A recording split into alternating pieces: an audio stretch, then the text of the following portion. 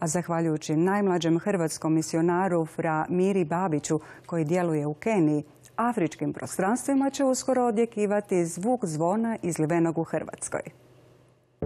Fra Miro Babić već 12 godina vodi misiju u nerazvijenom planinskom području Kenije.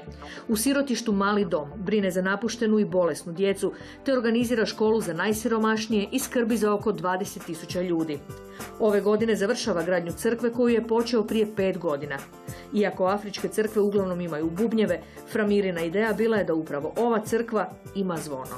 Upozorava vjernika i nedjeljom, a i drugim blagdanima da znaju da se nešto događa, da se zvono poziva vjernike u crkvu da se pomolimo. Slavimo Gospodina sa tim zvonom, najavljujemo njegovu slavu.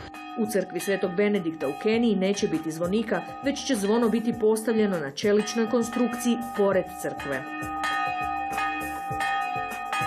Ovo zvuk je predivan, zvono se lijepo čuje, pa ja se nadam da će se čuti daleko, daleko. Sve zavisi opet od konfiguracije tla, ali mislim da će se čuti sigurno jedno 7-8 km u krug.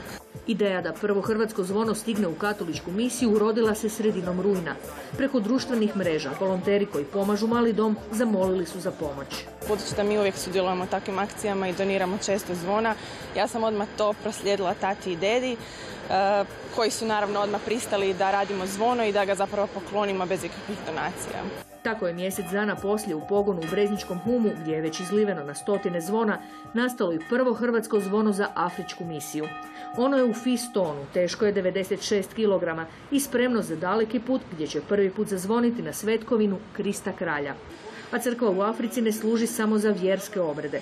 Biće to i mobilna klinika u kojoj Fra Babić organizira jedinu medicinsku pomoć za tamošnje stanovništvo.